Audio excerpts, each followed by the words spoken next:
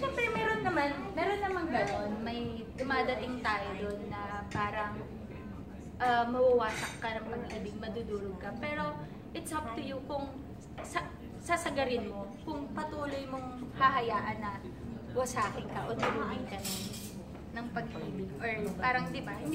Pero, kaya mo naman i-control yun eh. Dapat alam mo lang talaga i-balance at makontrol. Dami tuwan-tuwa sa'yo sa Vice nung Sunday. Nung Sunday? Tuwan-tuwa sa'yo. Gusto ko move on na tayo si Vice kasi yung staff ni Vice actually, yung writers, sila hindi makamove. So binigay ko na yung mga sagot. Isa shot. Nabalitaan niyo yung isa. Sa paglaban mo na medyo yung mga sexism niya yung tinigyan. Ano yung comment niya doon? As LTRCB. Kayo ba, yun sinasabi ko naging maingat kayo, yung production niyo sa paggawa ng gano'n, parang hindi rin kayo masita ng LTRCB? Siguro kami ni Joseph, kahit na gusto namin mag-comment, pero na lang siguro kung hindi na lang, parang kung hindi naman po may part ng issue or nung topic na yun, parang better if quiet na lang kami, para sila na lang po yun. Oo, kasi pag-usapan na lang ng wildflower. Kasi baka mabatukan kami ng VUH namin, ba't kayo sumasagot? Hindi nyo naman show yun. Pero sa mga sensitive yung katong wildflower kasi, di ba parang aabangan din tumalamang o kumbaga, isa rin sa mga titignan. Napagdaanan mo na yan sa ano eh. Yeah, pero honestly, ginagawa naman talaga nila yung best na you know, na they're very careful na hindi magdabas ng todo sensual. Alam mo yan, pinag-aaralan din nila. Tsaka kapag nasisita naman sila, syempre, parang nag-aano sila, nag-a-adjust sila. Happy ba kayo sa unang linggo? Sa ratings, Yes. sa feedback na nakuha nyo sa Yes, super. Happy and pressured. Super grateful kami na iba yung pressure kasi dahil biglang napunta kami sa time slot na yun, di ba? Pero sobrang amazing lang. Ang sarap sa pakiramdam dahil sobrang blessed kami. Dahil iba mong surprise nga si God na biglaan. Tapos ang gandang suporta yung naibabalik sa amin. Hindi ka nawawala sa prime time, ma. Laging dun, di ba? Nasa slot na gano'n masasabi mo dun na Hindi naman po ko lagi nasa prime time. Halos lahat din ng nung sarili kong shows before. Nasa Gold Kapamilya Gold. Oo, Kapamilya Gold. Like yung lahat ng Precious Hearts. Yung Impostor ko with Sam. Then meron pang Lumayo Ka Man Sa Akin. And then meron yung pinakauna parang solo is with yung kay Coco Panghapon din yun. Diba? Yun nga, tulad naman yung sinabi ko po, hindi, sa panahon talaga ngayon, hindi importante kung sa Kapamilya Gold or Prime Time ka ilalagay, kahit pa nga, sabi ko, di ba, shopping o balita ka ilalagay. As long as may tiwala ang network sa'yo, di ba? So, sa dami ng artista po ngayon, sa dami ng sikat ngayon, di ba, parang sobrang blessed na parang mabigyan ka pa ng show. So kung saan ka man ilagay, huwag ka nang umarte. Ang importante, may show ka at pinagkakatiwalaan ka ng ABS-CBN. So gawin na lang ng maayos. Tsaka nagdidepende rin kasi sa story ng isang project. So pag maganda yung story, kahit na ano pang times at yan, papanoorin yan. And I think dapat maniwala ka rin sa team na kabilang ka. Kasi, you work as a team, kaya pinapaganda din isang project na, di ba, para gumanda talaga. And isa pa, social media, napakalakas ngayon, di ba? Internet, di ba? Parang anytime, if hindi nila mapanood man kung ano, hindi nila napanood sa channel 2 sa ABS-CBN, we have iWant TV yun, di ba? So, yun, magla-login lang sila sa iWant TV and lahat ng shows ng ABS-CBN mapapanood na nila. So, yun. So, pasalamatan na natin yung mga viewers at supporters sumuporta sa Wildflower. Kanina pa ako eh. Siyempre mga kapamilya, gusto namin pasalamatan ang lahat ng sumuporta ng Wildflower. Grabe, maraming salamat po. And sana po patuloy niyo pong panoorin ang Wildflower 5:45 PM bago Bakit? Yes, mga kapamilya, mula po sa akin, sa buong cast ng Wildflower, sa bumubuo ng Wildflower, maraming salamat po sa supportang binigay nyo nung pilot week namin. At ngayong papunta na kami sa week 2, sana po subaybayan nyo, abangan nyo kung ano nang mangyayari sa pagbabalik ni Ivy sa Poblacion Argente. At hahayaan ba ni Ivy na mawasak ng pag-ibig ang lahat ng plano niya? So ang dami nyo pang dapat abangan. Kaya please po, sana lagi kayong manood ng Wildflower bago po yan mag-TV Patron. Thank you! Thank you! Pamilya, welcome to the digital video conference of Wildflower. And we are very pleased to have the very beautiful and the multi-awarded Miss Ma Salvador. Finally, she's back. On prime time. And of course, Mr. Joseph Marco. Oh, hubad naman dyan! Sanay na sa ganun. Picture naman. Joseph. Uy, thank you, nakapunta kayo sa prenup. Isa pa rin. Left naman daw. Lahat na nakakapareha mo na maingay. Maingay. Walang mas sweet. Diba? Pero mas subtle lang kay Alex.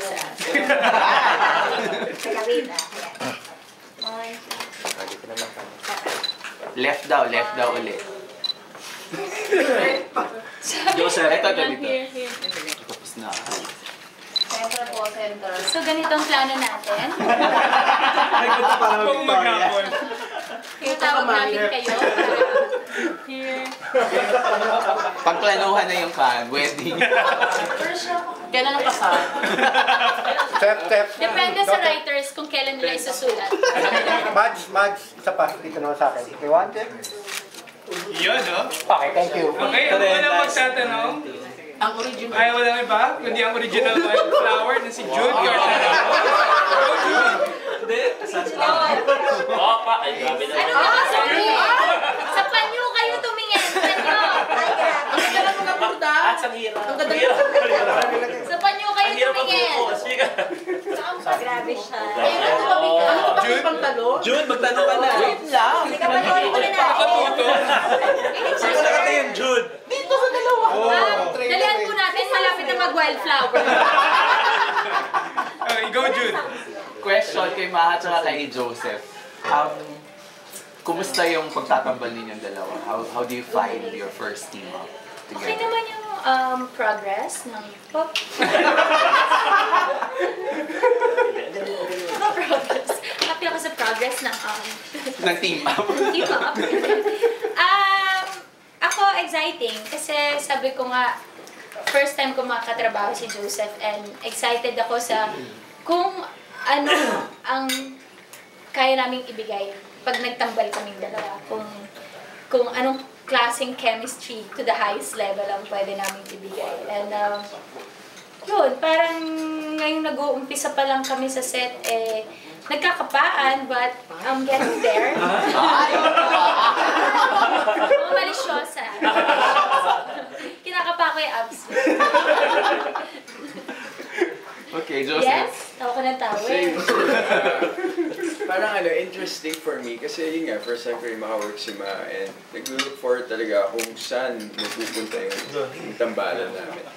And, at the moment, we're still getting to know each other. What? Nasa getting to know stage kami and so, yun, exciting. At nakita natin kagabi yung sexual tension nila. Yes. Nag-meet sila. Habang nasa Feeling ko putikan. ikaw yun eh. Imagine mo ikaw eh. Follow-up question. Picking up from the sexual tension, ano yung sexiest part sa bawat isa? Anong sexiest part kay Mark, kay Joseph? Huwag na tayong lumayo. Ang wardrobe requirement nga niya, abs. Okay. Hindi, siguro yung smile ni Joseph. Smile ka nga? Wala pa na. Oo. Joseph, Ano yung tenga mo? May blush wala. ba yun? Dito dapat siya. Dito mo Si pinadala. Joseph, ano na to? Dito. For me naman, siguro yung ano, yung ice, di ba? Gaya-gaya. Or ice. No ice. Ice nga rin sinabi. Ice may ipit. Nalito Kasi ako. pag tinignan ka niya, parang ano eh. Natutunaw ka? Yeah, parang gano'n eh. Parang namumula. Parang namumula. So, yun yung mga titignan. Based dun sa success ng Kan, I'm drunk, I love you. Bibigyan mo. Wait lang, space tayo. Segue pa rin natin. Bibigyan mo ba ng butter? Ano to? Ito butterball si Joseph. What's butterball? Ay, hindi pa kasi siya nakakanood. Pero nag-promise siya magpapa-block screening siya. Ayun! Kasi magpapa-block screening din pala ako ng Puera Uso. Suportahan eh. Pero doon lang ako sa 26. Hindi, doon sila may scene kasi part yun ng storya ng I'm Drunk, I Love You. Oo, pero siguro pag medyo nasa week 10 na kami, bibigyan ko na siya ng butterball. Baka sobrang close na namin. Okay. Tsaka kailangan pa niyang i-push kasi yung arms niya eh. Pag nag-butterball, baka mawala. Okay. Bagnet. At saka bagnet, saan ko siya bibigyan. Okay, sige. Makaka-relate siya soon. Ayun na. Eto naman, tinatawag niya yung sarili niya na a work in progress. Wala iba kundi si Alan sa kuha. Ganda ha? Saan? Safe mamaya. Safe. Kasi nakita first time to work together. Pero nakita yung chemistry niyo on screen. Hindi lang doon sa sinasabi ni Aaron na sexual tension. Pero doon sa acting niyo, and especially doon sa, as we see each other ngayon, kayo dalawa. So, may tendency ba or sa haba-haba nung teleserye, pwede ma-develop kayong dalawa kapareho na maging single? Hindi naman po ako si Madam Aurel. Pero siguro kaya meron kaagad, yun nakita nyo nga po na parang may chemistry kaagad dahil sa tulong din ng story. Dahil ang ganda ng story ni Yang Lee and ni Yang Diego. Tapos, nung nagkita na kami, nung tumanda na kami, both parang may longing sa isa't isa. So, alam mo parang, di ba, pag ikaw ang ganda ng love story na, nung bata pa sila magkakilala, tapos nagkita na. Tapos kung mapupunta tayo sa mga personal, depende po yun, kasi ako yung babae. So, hindi ako yung kikilos. Pero, better siguro muna if both mag-concentrate muna sa teleserye. Kasi, malaking responsibility binigay sa amin ng ABS-CBN. Pero, di ba, lagi kami magkasama everyday sa taping. So, mas excited ako dun sa mabubuong friendship mo na. Exactly. For me, thankful kasi, nakitaan nga ng chemistry. So that means, malaking tulong yun para sa amin dalawa, para sa story, para sa characters, para sa show. So, yun, I think we're just lucky na, na nakitaan kami ganun. And hanggang ngayon naman parang we're still, working on Work in progress. yung tandem kasi minsan kasi hindi naman siya tatagal or tatayo kung hindi mo masusustain yung closeness. So for now, I think mas okay na i-work on namin yung rapport. Yung close namin kasi first time ko yung maka-work si Maha. So we're still getting to know each other. Sa maikling panahon nung pagsasama nyo ngayon, nung pagsisimula ng teleserye, ano yung na-discover nyo sa isa't isa? Kumbaga, nagustuhan nyo yung character ng bawat isa. Yung totoong in real life, yung traits na na-discover to Marco or to Maha. Yung simplicity ni Ma, kasi nakita ko sobrang simple niya. to the point na parang wala siyang pake. Nakaka-amaze lang, you know, yung ganyan kagandang babae na parang, uy, ganyan pala siya. And, hindi siya, number one din, hindi siya maarte. Teste siya, kain Siya lang. maarte. So, Madge, ano yung discover ako ni Joseph? Discover kay Joseph ay siguro yung di ba bihira sa lalaki para nagluluto or nagbe-bake? Pero siya, kada taping, laging may pa-offer, laging, maliban sa pandesal niya, may iba pa siya na bake. So, iyon. And, yung parang, yung parang willing matuto, lahat naman sila, pero, syempre, iba pa rin, isa yun sa mga na-discover ko sa kanila lahat. Pero kung kay Joseph lang is, yun nga, mahilig pala siyang magluto. Ano yung favorite na nilo na binake niya? Meron siyang isa sa sobrang pagka-healthy. So, sarap pero walang lasa. Kasi di ba meron mga healthy food, walang sugar. Pero at least ang importante, yung effort naman na and then she can. Yun. Tsaka, feeling ko, honest lang kasi parehas. Hindi pilit. Parang ayaw pilit. Yun naman, actually, kahit na kinausap naman, di ba, tayo ng management, ng mga boss namin about our team up, ganyan. Parang sa akin, better pa rin talaga if mas honest kami sa isa't isa. So, kung ano yung parang kailangan malaman ni Joseph na tingin ko sa kanya, kailangan ko malaman na parang sobrang open ngayon nung pag-uumpisa namin ni Joseph. Kaya, yan, unti-unti, mas sana lumabas pa yung pagiging komportable namin sa isa't isa para sa mga susunod na eksena, mas magawa namin ng tama. Bago ba nagsimula yung Wildflower? Nagkaroon kayo ng workshop together? Meron. Sexual workshop? Parang more bonding workshop lang. Oo. Share ito, ano yung... Workshop eh. Kung ano nangyari sa workshop, dun lang dapat yun. Pwede. Ganun yun, di ba? Totoo yun. Siyempre, sa workshop na yun, is magiging open ka eh. Parang aalisin mo yung wall mo. Parang yun yung umpisa para pagkatiwalaan mo yung katrabaho mo. At ano yung masishare mo dun sa room na yun na hindi lalabas sa room na yun. Nakatulong naman Oo naman. sa inyong dalawa. Oo, di ba? Yeah. Parang parang breaker siya. Kumbaga yung tension, di ba, nandun pa. So, nung nag-workshop kami, medyo naging komportable kahit pa paano. But at the end of the day, kailangan pa rin namin talaga i-work. Ang pinaka-importante kasi yung willingness, yung pagiging pusa na, kunyari, sabihin nila sa'yo, kailangan nyo ng ganyan, ganon. At the end of the day, pagka wala kang pusa, it's not gonna work eh. Alam mo yun, Or pagpinilit mo. Pagpilit, yeah.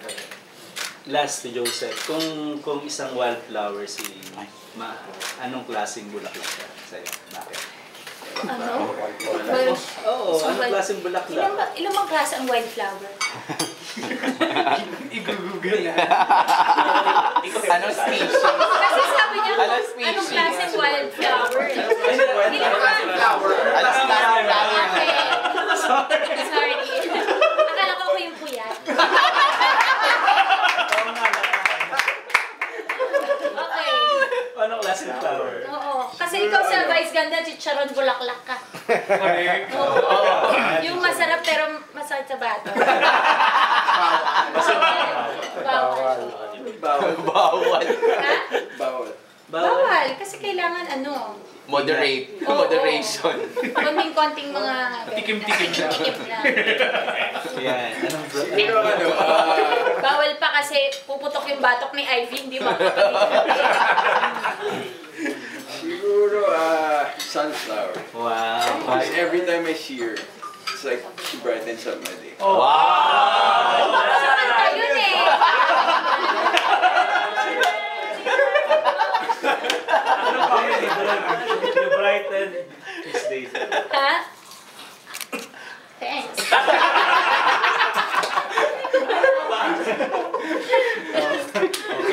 And to brighten up our day, Wow! we are very pleased to have the presence of our business unit head, the one and only Direk Ruel Bayani. Yes, this is from the RSB unit at ABS-CBN. And as you all know, the pilot week of the pilot week of Wildflower. Picture mo na. Left. Nandito ang left eh. Nandito ang left. Joke lang. O sige na, right. Dito rin sila tumingin, oh. Wait lang, one more here. Dito po, Okay. Wildflower page, 1, 2, 3. Wow, my God. Diba? Diba? Thank you. Oh, yun nga. Kasi nga, dapat lang namang malaki. Hindi, lagay na. Masyado maharap. Center ano pala? Bakit naman hindi? Dahil alam nyo, way beyond our expectations. Sobrang solid ng pilot week. And hanggang ngayong week 2, patuloy pa rin siya nagpapakita ng strength at ng... Hindi, yung nakikita natin yung future ng show at nakikita nating engage at nag-connect yung audience sa mga characters, lalo na kay Lily at Ivy. At dahil doon, we can look forward to a very strong Wildflower, a very wild Wildflower for the next months, or di natin alam kung hanggang kailan. But for now, gusto ko lang dumaan to say hello and congratulations. Again, congrats! Dumaan lang ako. Enjoy! Thank you, Direk. Muna kayo. Thank you so much. Hi, madam! Di ba nagdala lang pala siya ng wala kasi kayong pa-flower. Dinala niya tuloy. Okay. Oh, Sarah Clusay, talunin mo yan. Abangan ko, Joseph, Gusto ko 6 feet, Ano malaking sunflower? Huwag mo lang tanongin, gawin mo.